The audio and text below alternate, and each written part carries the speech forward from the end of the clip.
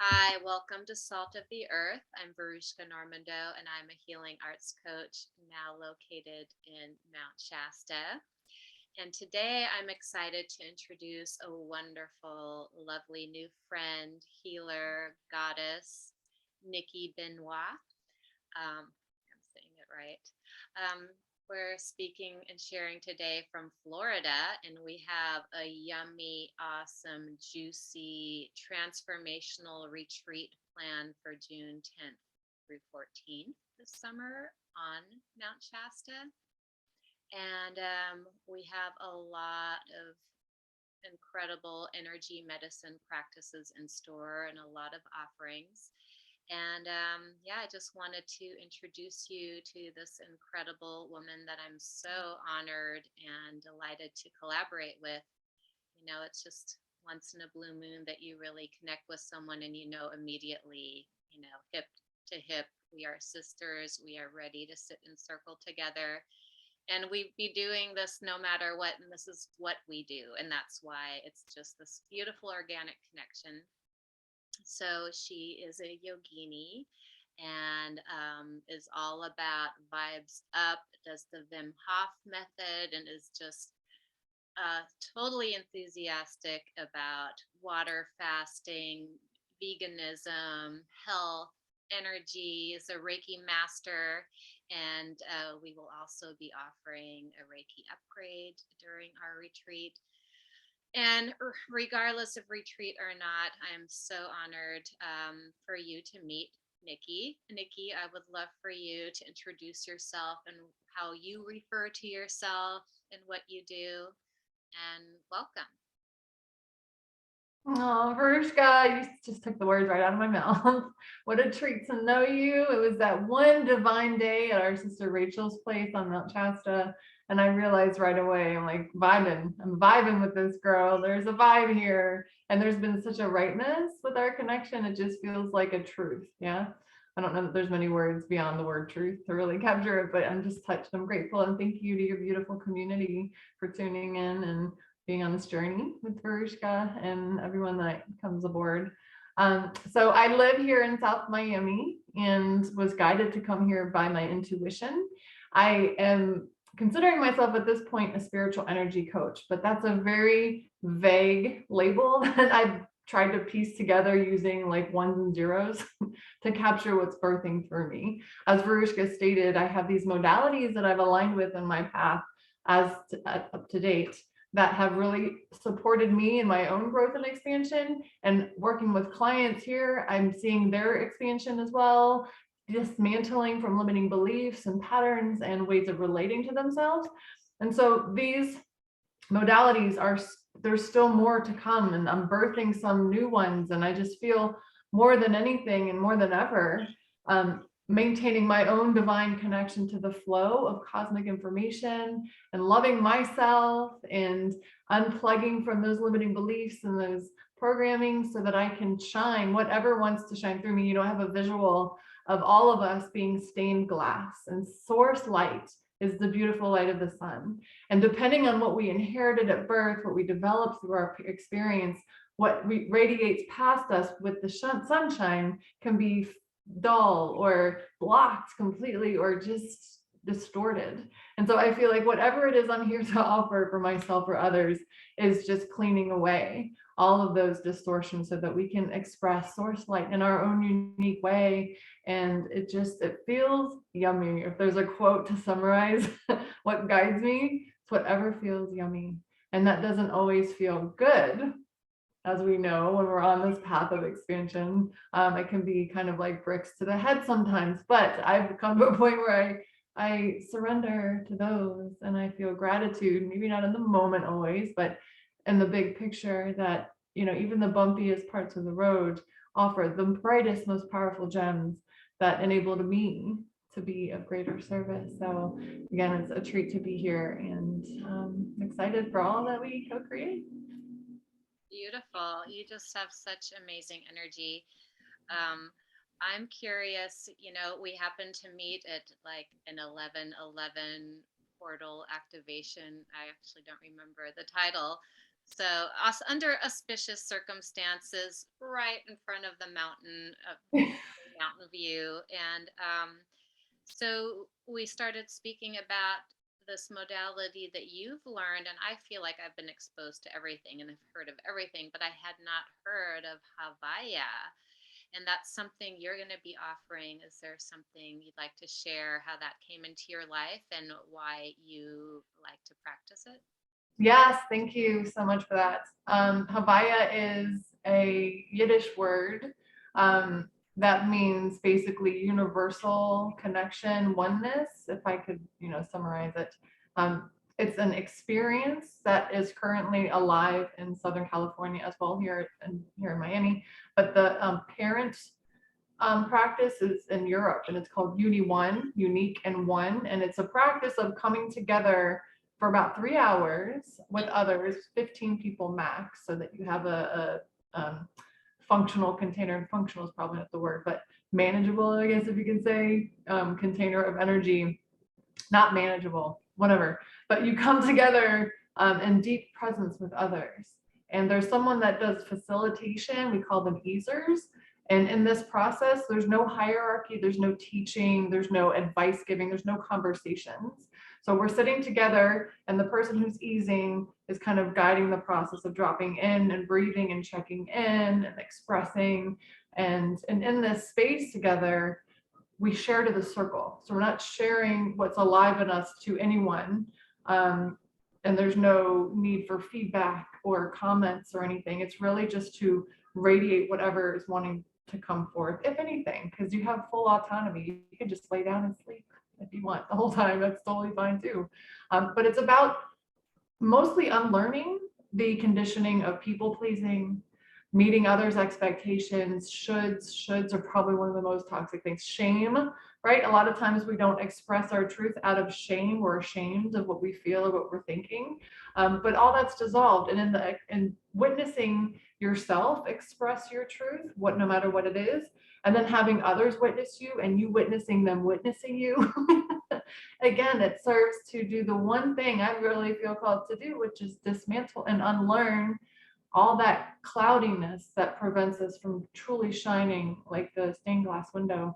And it's 3 hours. Halfway through, there's a midpoint. We take a pause, and then we do a co-creation for the last half together. And what I've recognized in the co-creation piece is you're anchoring these higher dimensional energies, these higher frequencies that are created during your co-created presencing process. And it's like a field of consciousness. It's something that's tangible, what you co-create when you're sitting in deep presence with others. It's literally a current. If you've ever dropped into a stream, you can feel the current just pushing you, or the ocean, you just feel it. It's same with these circles. You drop into this deep presence, and now you're all radiating a field of energy that from that field, your ideas for reality are different than day-to-day living out in the mainstream. So we come together with a co-creative vision of what we would like to experience together, and then we take action on behalf of it. Sometimes there's nothing that anyone feels called to do, so we'll just sit and be present somewhere. Sometimes we laugh, we dance, do breath work, massage, like whatever, and if ever we want to do anything. So the full 3 hours for me feels like a leap forward in evolution, feels like an on-ramp to 5D consciousness. And so your blueprint shifts in that time. And I've emerged a different person after each circle. And they're all different depending on the energy that comes, right? Because it's not me, it's not any other easer, it's all of us together. There's weekend-long immersives for training to become an easer, which being an easer has probably... Can you spell that, easer, like to give ease? Is that what you're saying? Yeah. So yeah, EASER.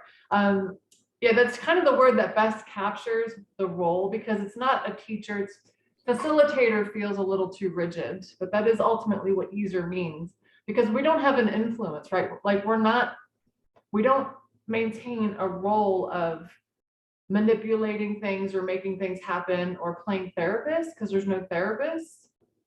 We can suggest intuitively guided, pointed perspectives or offer insights, but that's not something that is scripted. It's not something of intent.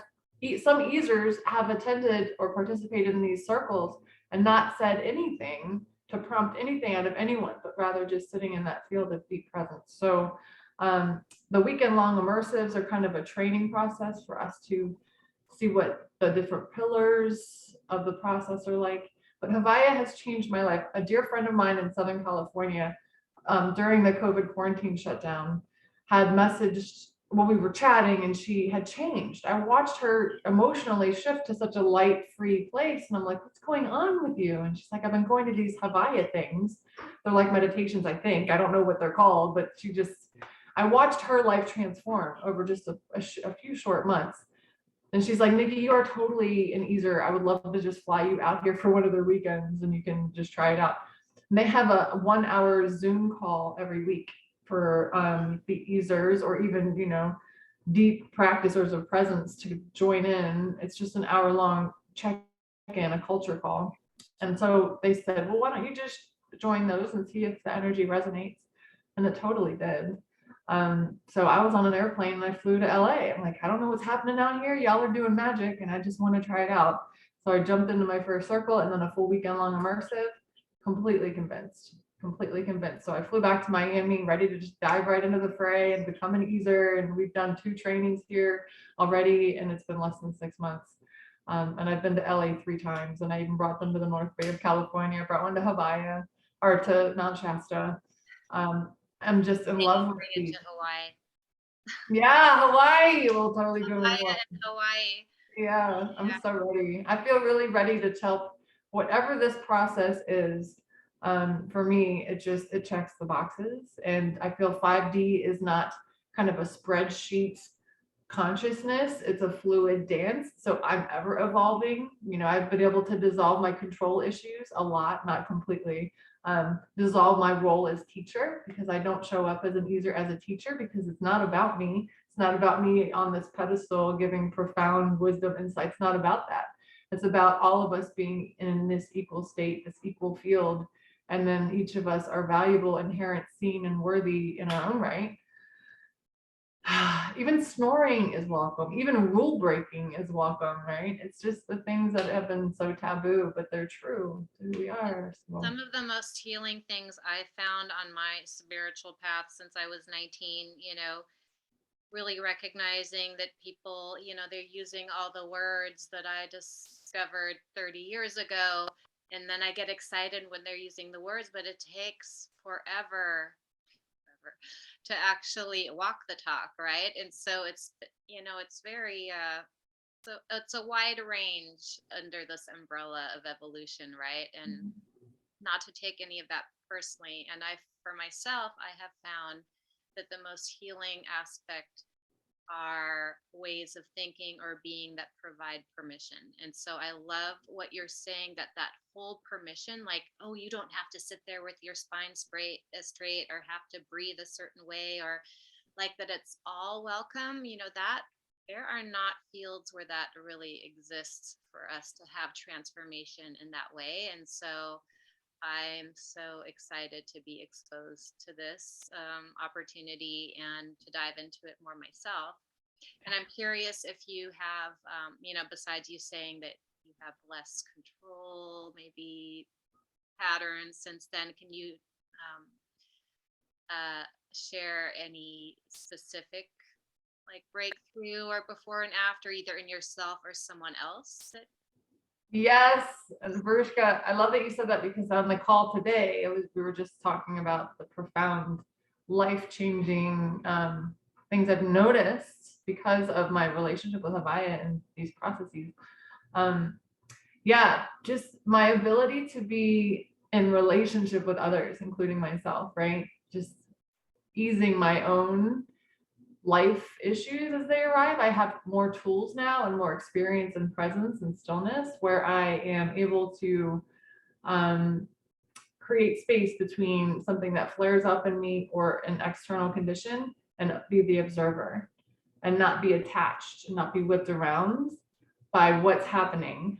So I have more of a muscle developed to take those deep breaths and to trust myself and to recognize that my needs matter, that I matter. And that's been the biggest gift for me, is that I don't have to I don't have to earn your approval at all. I don't care if you don't like what I just said or who I am or what I'm doing, because I'm all right with me. So it cut through the weeds and all the distortions of that there's something inherently wrong with me, which was one of my vibrational programs that was running the longest, that was off radar, right? A lot of these programs that we have are so behind the curtain, we don't know they're there, but they dictate how we show up in our lives and in our relationship and what we say to ourselves. So just in the time I've chosen to be in stillness and presence with these Havaya gatherings, and then choosing to share this by becoming an easer, I've literally, I feel like I keep referring to the Matrix. If you haven't seen the Matrix with Keanu Reeves, you need to. But I can unplugging all those like cords that have been pumping you full of the stories. I feel like that was more of a documentary than a movie, but but what I see is I've pulled so many of these out such that I am able to occupy more of my own true essence, thereby supporting me and showing up in my relationships in a different way. I feel authentic. I'm able to listen better. When I'm connecting with people, I'm able to be there and fully receive what they're sharing. And I'm not waiting for my turn to jump in and say something, because I have this incessant need to be seen and have something to contribute to earn my worth, right? So I feel like because of these Havaya circles, I've easing myself and just being a better community member, relationship person. Those are probably the most profound. And it just gets better every time. I feel like it's one of those, there's no end point. The relationship with me and with my creation around me just gets better, and life becomes easier. Pun not intended, but beautifully crafted, as the label is There's either. no heavy lifting or much preparation involved. No, the heavy lifting is just through every step of the process, allowing yourself to let go of the lies and of the programming. And that's it seems heavy lifting in the beginning, because it's like the thinking mind is more in the front lines. But the more you're doing this, like the letting go is such an exhale. Okay, every time I exhale, the sky seems to be bluer. There seems to be more birds. Money just keeps flowing at me. Okay, I'll keep exhaling. Like it comes back to that truth that I felt really loud and getting louder, which is life is meant to feel good. You know, and in these circles, people will come and pretty much everyone's lying down. When you come to a circle, there's pillows and blankets everywhere. That's one of the gifts of them. It's just your body's comfort is rule number one. If your body's not comfortable, the mind will not get quiet. You will not feel safe. You will constantly look over one shoulder to the other. And one of my favorite parts is when someone who's new, who's never experienced the Havaya circle, they come, they're like, what's going on? And naturally, right? We have a very valuable me, which is always on the front lines, like, okay, where's the threat? But within an hour, they're sleeping. And we don't fall asleep if we don't feel safe, right? So it just confirms for me that the field of energy that's created with the intention, the love, and the no permission necessary, give yourself permission, right? It just disarms so many of those very exhausting boundaries and guards that deplete your life force. Yeah. I mean, the thing is, in our fast-rated society, fast-paced society, it's always like hurry up and then rest and do the yin yoga, and yet it's like we can't really get enough of the opportunities, to actually create the space to drop in and drop down. So I love that aspect. We've got a few more things to cover. So you mentioned breath, and I'm just curious, like, how did the Vim Hof Method how did that sneak into your life, or were you already practicing something like that before? And I know that we're planning on going into some fresh cold water in the waterfalls during our retreat. And simultaneously, I was just starting to get into it when I found out that you already practice it all the time. So I'd love to hear how that showed up in your life. Thank you. Yes, I love breath work. Oh my goodness. It's one of the most brilliant parts of being a human, and it's so untapped. It's so unacknowledged in this day and age where it's not new information to the mainstream healing community, but it's downplayed. It's eclipsed by other things. But so breath work came to me by way of Kundalini Yoga. It's a branch of yoga that really focuses on mudras and breath work and intensity for energy shifting. And I remember my first time, I'd done many Kundalini classes, and they were all transformative, but I was in a Reiki healing circle when I was living in Los Angeles, and the facilitator, as part of our grounding meditation to get us settled, had us do a mudra with some Kundalini breathing, which was, I'd never done it outside of a Kundalini class. It never registered to me that you could. But in doing so, I'm doing the mudra and the chanting, and all I know is I started laughing hysterically. And I wasn't thinking anything. It was just energy exploding out of me. And I'm like, holy smokes. I was like, it felt so euphoric. I didn't want it to stop. I didn't feel embarrassed. It just felt so yummy. So that was my first time seeing it play out in a different setting besides a yoga classroom. And then another thing in LA still, there was a sound healing breath work circle that I had met through a person of a person of a person, and I heard they were really yummy. And I'm like, well, I love sound healing, gongs, crystal bowls, Tibetan bowls, da da da. Breath work, I had a couple good runs with it, but I didn't really have an opinion.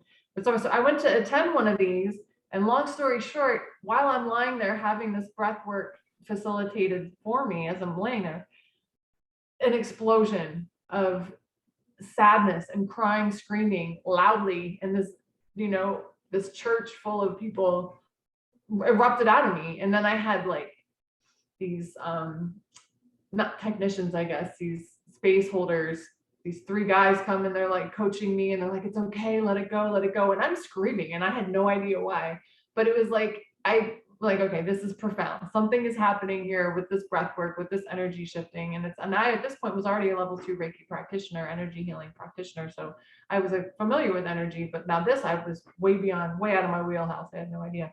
But so then fast forward, when I moved to Northern California in Marin County, I was working with a friend who were both energy practitioners. And we were discussing our relationship with breath work, and I was learning other techniques from Tantra and these other things. And so we decided, okay, part of our morning routine, what if we started doing breath work and with our meditations? And that was transformative. Fast forwarding again, when I moved here to Miami, during the quarantine time, I was following these different celebrity wisdom keepers because I felt like I wasn't seeing a lot of wisdom in the mainstream. And I'm like, I feel like I'm in a Hitchcock movie. What's going on right now?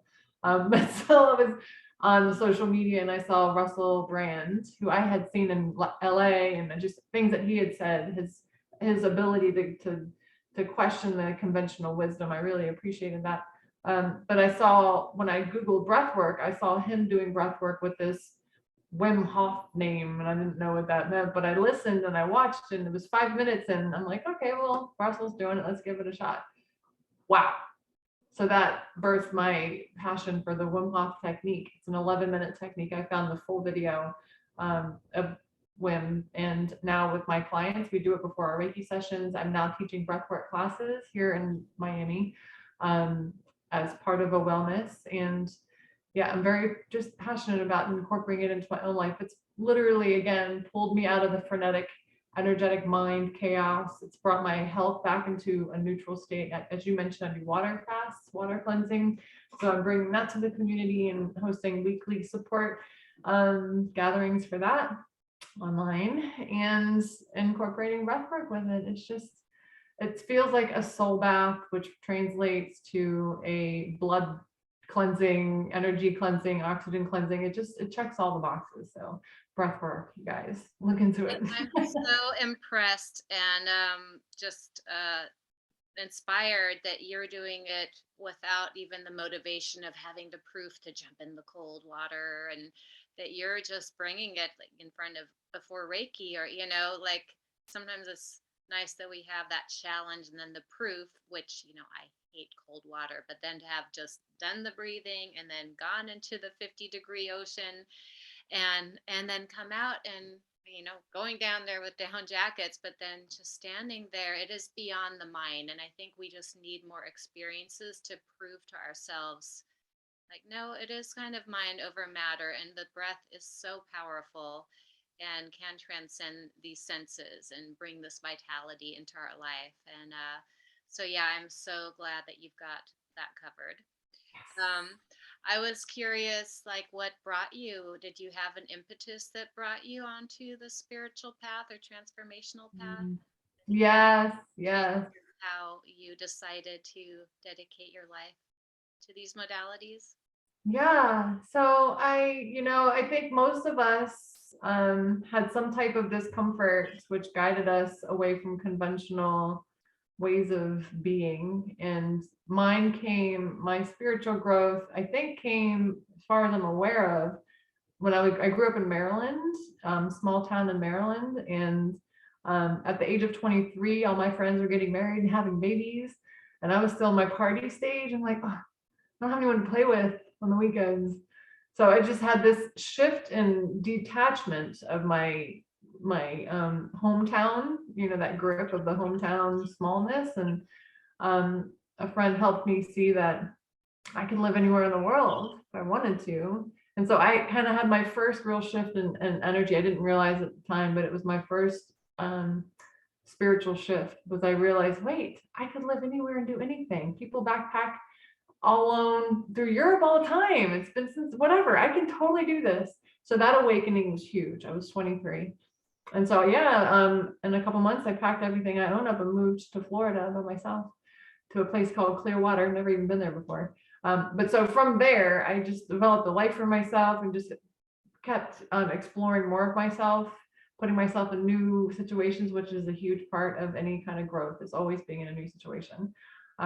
But in that, I started to really get clear that my life couldn't be something mundane, day to day, repetitive, just for a paycheck. I knew that about myself. I'd worked in a million different types of jobs, anywhere from office life with the government to being a technician or a clerk for a construction company to working in the nightclubs, to working in sales. I've tried everything and none of it felt good. And I was dating a man at the time, and he was really sparking my consciousness to think out of the box. And then I went to a theme park. I was living up in Clearwater. I went to a theme park, Busch Gardens, to go get free beer because residents get free beer and ride roller coasters. That was sounded like a great Tuesday. So I'm with a friend, and I had this epiphany at the Silverback gorilla exhibits, watching this majestic being be miserable, trapped. And so it's just something inside of me, my heart exploded open. And I had this awakening of, wait a second, what are we doing? Why am I able to see this brilliant African creature in Tampa? He's listening to screaming kids and cotton candy machines, and people are throwing bubble gum wrap. Like, what is this? Why are we doing this? And so I had this shift and another shift in that moment, which guided me down a path of exploring ways to help this animal and all others get out of slavery, under the guise of conservation. So I'm like, okay, I want to learn more about this need for conservation. Perhaps there's another way. And in doing that, it was talk about a dark night of the soul. I learned about the human condition, what's been going on while I was out partying, not paying attention. I learned what humanity's doing to the earth and the animals. And I just had this really deep, painful shift. And that depression that I was in gave rise to a need for therapy, which I think if everyone goes to therapy, that would be a great plan. But in therapy, fortunately, I was guided to different healers that would help me get into meditation and other things. I knew not to go for the psychotherapy, or psychiatric therapy, more of the cognitive therapist. So exploring ways I can shift my perspective with myself and with the conditions in the world, which guided me to meditation and so forth. And as I realized, going down these paths of inner child healing and finding my own source of peace, I realized as an animal activist at this point that the only reason the animals are being mistreated, or the earth or each other, is because humanity is not living from a place of self-love. We aren't we aren't aware of, and therefore living from a place of feeling okay about ourselves. Because I realized if people felt good about who they truly are, they wouldn't walk around with this defensive posture or ignoring things just because it's literally all they can deal with to just feel okay from beginning to end of their day, to summarize it. So I'm like, okay, well, if I really care about animals and the earth, I need to go right to the source of the abuse, which is helping humans fall in love with themselves. So that guided me from animal activism to, I call it intivism, to going inwards. So I had to develop my own tools, become a Reiki master teacher, energy healing, yoga teacher, and then every modality that I was incorporating to help heal my own pain. I was like, well, I just naturally shared it with everybody else, friends, family, whoever would listen. And so here we are. And I feel like it's an ever expanding process. And I'm aware now that doing all things with joy is the answer to full, successful shifts. And so there's playfulness being woven back in. The heaviness of adulting just wasn't joyful. So sprinkles and play. And now I'm actually feeling really called to get into sacred sexuality and tantra. So I feel like that's the next branch of study that I'll be diving into, and I'm excited for what that births. Well, it's so beautiful to me that you bring such a lightness, like a levity, and this joy, and this life force of playfulness, and that really makes me feel united with you, because the self-love part is so mysterious, and it's a lifelong journey that just has infinite depths to go to, right? And so it sounds like you've really done a lot of work, and to be able to feel like in that stability to go into sacred sexuality. A lot of people think they need to go there first and start there, when it's like, there's a lot of other things to lay down foundations for first before diving into the root like that. And that's why, we are offering this experience for women to really like, hey, let's check out the root and the womb, and let's take responsibility for what's here. And while we address some sensitive and heavy and very fundamental traumas, we're also buffering it with a lot of playfulness, a lot of movement, healing, and nature and visualization. And you're bringing with you also your amazing yoga practice that you're going to be offering, and you're very seasoned in your joy and joie de vivre about that, and I'm excited about that.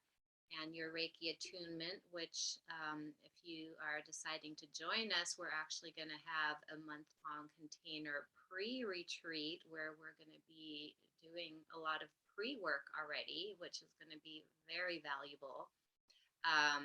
Pre-gaming for the retreat, connecting with each other. And so there's going to be an opportunity for participants to get a Reiki attunement, and if anything else, Reiki healing. And so that all being said, and I believe what I'm hearing us share is that all of this is about attuning us more collectively and individually to self-love, to amplify our self-love and release what's no longer truly serving us. So I'd like to hear from you, who is this experience for, and what's your intention for our wonderful group experience? Yes. I love feeling into this, Varushka.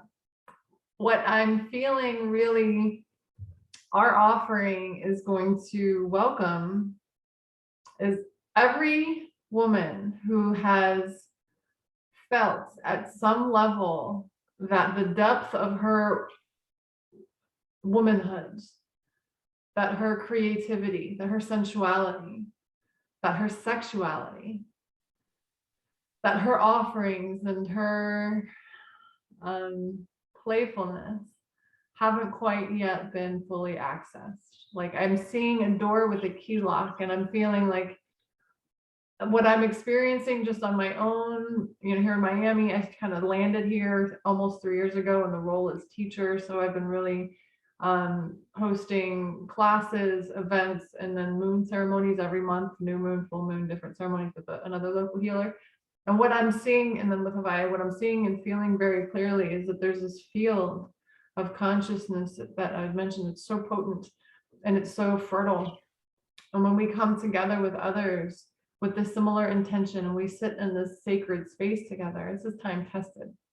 This is something since the beginning of humanity or beyond. But when we do that, we create a vortex. that is not otherwise available. And I feel like I have done enough work on my own path such that I'm able to get out of the way. My me is able to get out of the way such that my I am presence, which is a bridge between the cosmic oneness and then this human physical realm, that I'm able to access the promptings, the insights, the intuition to nurture the birth of whatever wants to come forward. I feel very confident in my ability to soften and allow. And I have tools in my tool belt, intuitive tools. As we had mentioned, one of the offerings is emotional freedom technique. And it's beautiful that you and I gel on this level as well. I discovered it 9 years ago, and it's been playing a very valuable part of my own healing process and with my clients. So those tools and the breathwork tools and the perspective shifting, the integration techniques, I feel like these are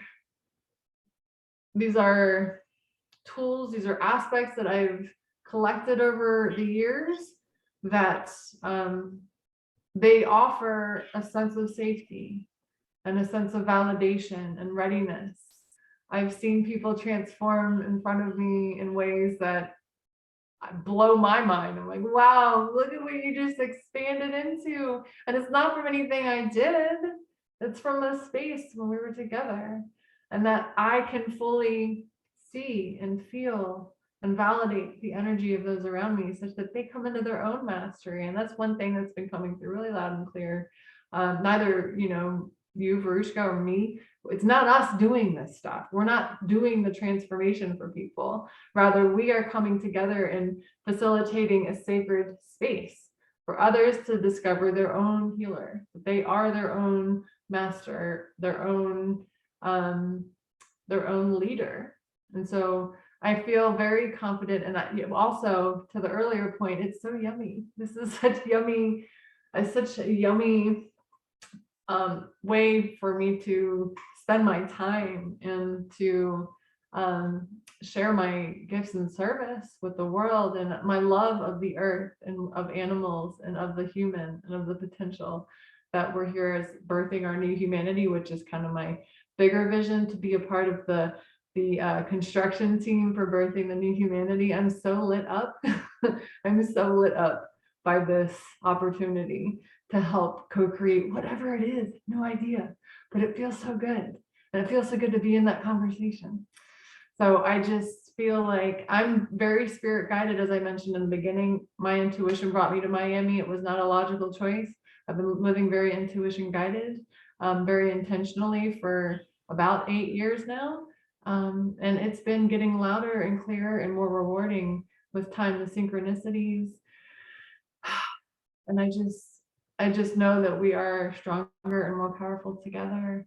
And Reiki specifically has been a profound door opener for me. And it helped me really learn my own energy and how to work. I see it kind of as a sculptor sculpts with like a medium of like steel or titanium, like whatever sculptors their medium choices. I feel like we're here to become energy sculptors, right? To manipulate, not in a abusive way, controlling way, but to create, a way to interact with the living world around us such that we're creating a beautiful life experience that feels good rather than being whipped around by it. And I feel like my practice with Reiki has helped me do that.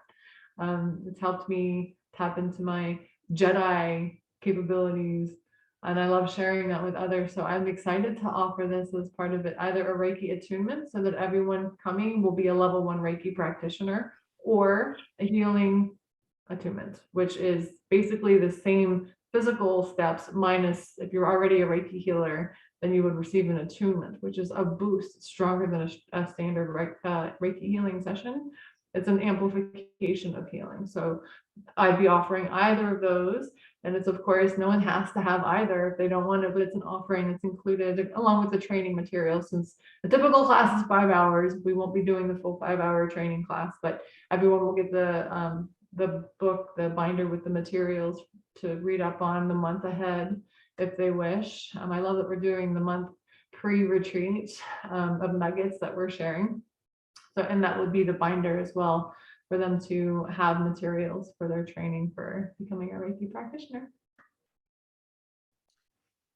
There's a lot of opportunity for growth and exposure to these amazing modalities that will be the participants' experience to keep and grow into. And, just a little blurb on the EFT that I've been practicing for 15 years and holding group work space and why the womb work is so profound for me is that in the collective we can just clear so much more than we can do alone, because like you say in the Havaya, there's the witnessing of being witnessed, and it's like, wow, how much gets transmuted just by being heard, being validated, validating ourselves. And literally, I mean, the list of health related scenarios are, is very long as far as the womb goes, and not to mention emotional and psychological things, but literally in the physical, like completely bringing regularity back to the menstrual cycle. If there's cessation, beginning the cycle again, having cysts disappear, having STDs cease, chronic infections, like literally physical things can just resolve just by finding the emotional energy signature in them. And so there is going to be a dramatic before and after. And also, relating to a lot of trauma from maybe difficult births, from abortions, sexual abuse, childhood abuse. So it's heavy content, but freeing this up, and that's why they call it emotional freedom technique. The speed of it is fast. Like there is a before and an after, and not like, oh, you have to keep having talk therapy for years or keep going to the doctor. There is actually opportunity to permanently shift things. And I had chronic pain in my body since I was about 16, in my joints and my neck. I had chronic back problems, sacrum problems for 10 years. And I am now 52 and I'm completely pain free in my body for 10 years now. I've had different other issues that I encountered, mold and allergies, but then once I actually address them, are clear now too. So I'm, living proof that if it's possible for me to now have 3 yoga certifications after hating yoga, after hating breathing, the proof's in the pudding is what I like to call it, because I'm only doing this because I want people to know they can be pain free. And I'm still pain free. So I wanted to share that. Lastly, what do you feel like? What do you envision our guests and participants will leave with post this experience? And while you have a moment, I also wanted to throw in that we will be having a women's rite of passage ceremony too, after clearing these deep inherited and ancestral wounds that we're going to be addressing. And really powerful to celebrate our beauty and to celebrate our womanhood and really unite with our inner child, and it's just time to be in our full power as the blessing it is to be a woman creator in our life. Yes, yes. Yes, the rights of the women. Yeah, I'm feeling and visualizing on the other side of this brief but powerful retreat gathering, with the support, the frequencies of the full moon that will be under on this portal that is Mount Shasta. Every time I visit that sacred space, I have transformations that I didn't realize I needed to have. So with the combined efforts, the container, the astrological alignments, the moon, everything that's happening in that space, what I see and feel, my vision again being that we're here to birth a new humanity. Anyone who's hearing the call is here because they signed up to be a part of the transition team.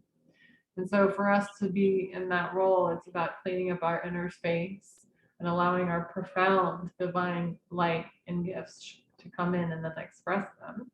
But I feel this gathering is going to birth a sisterhood, a lifelong sisterhood, from presence, one another, connecting, validating, seeing, witnessing, holding, holding each other as we finally face whatever we have been running from. Because we all have layers, right? I like to quote Shrek. We're all like ogres. We have layers, just like parfaits. We have layers. And so by being in the safe container with the powerful force that is the female, that's another time tested phenomenon, is when women come together. The sisterhood bond is unlike any other bond. And there's no jealousy, malice, control. There's none of that. It's just pure love and support. We're stronger together. So when we come together and hold this container for each other, we birth a version of ourselves that wasn't formerly available. We get to witness ourselves, and we have, they say the only way to be done with it is to go through it. So while we are sitting there holding each other to birth ourselves through those painful, traumatic, inherited energies or our personal experience energies.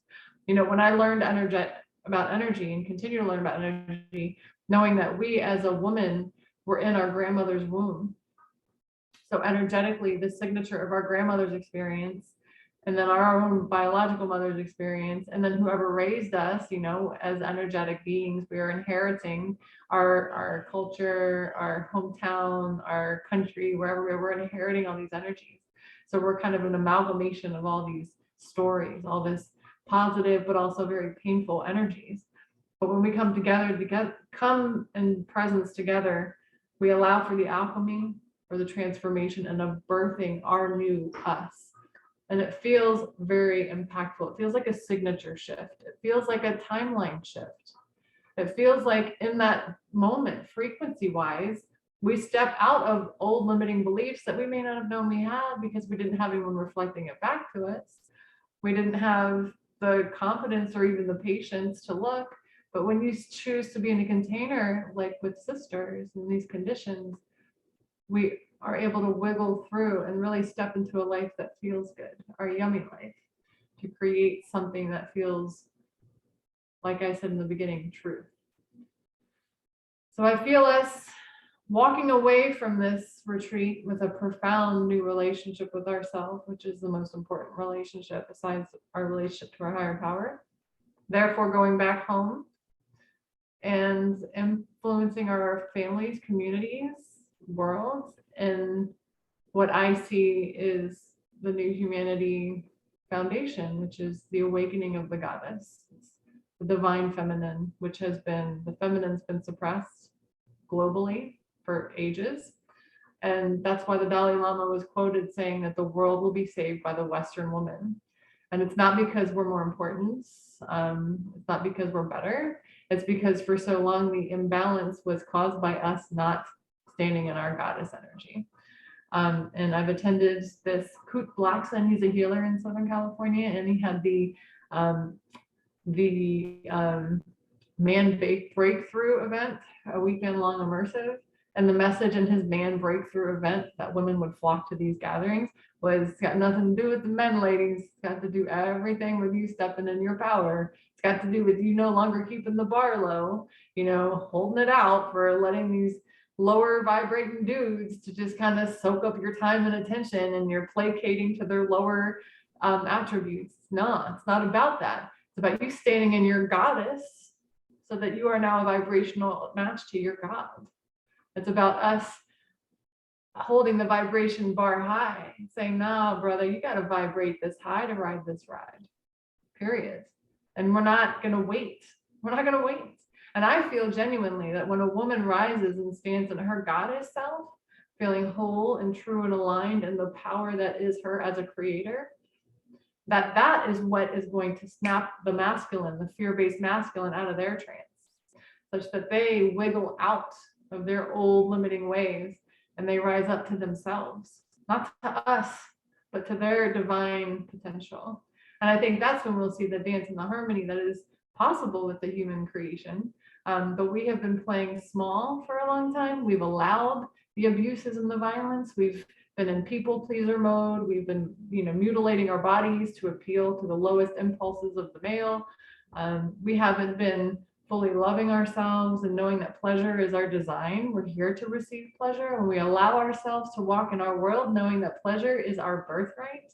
And we have a relationship with our bodies as the temples and the portals of expansion that they are. We show up in the world in a new way that commands the awakening of all others. So that is one of the things that I think that you and I, Varushka, are feeling called to do, is do whatever it takes to allow for that process organically to happen. Can I get a hell yeah? Yeah, we're so aligned in that, and we've got to wrap it up time-wise right now. But that doesn't inspire, both Nikki and I are also available for private work if not in a position to come out to join us in Mount Shasta. But hopefully, any of the things we discussed today already, you will be inspired to look into on your own accord, that are just life affirming, life transforming, bringing more playfulness and joy and emotional freedom from our nervous system. And, not to forget, we did speak at length about other things happening at the retreat.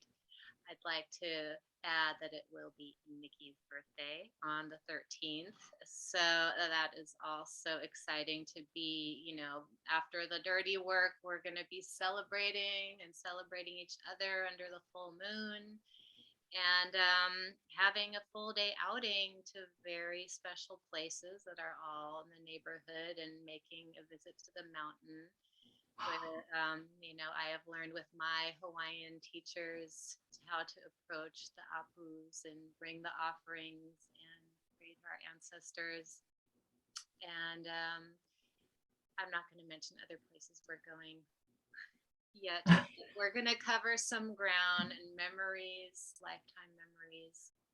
So look in the comments for more information on it. Get registered. So we're going to have an awesome pre-month connecting with each other.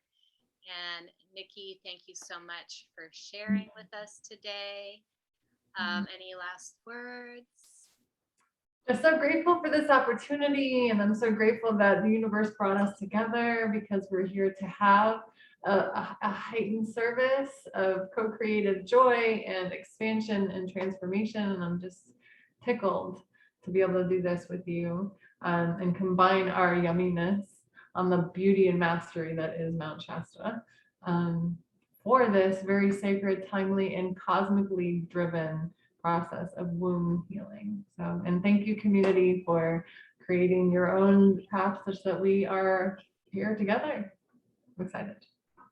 Yeah, and I'm just so excited. I just see like a basket of Easter eggs of like, I just can't wait what these women will glean from their transformation and their messages, and what they're transmuting, like what they will be birthing in the future. We're going to feel like grandmas, like proud grandmas of having been part of this. And I can't wait for the ripple effects of this. So big aloha to everyone. Thank you, everyone.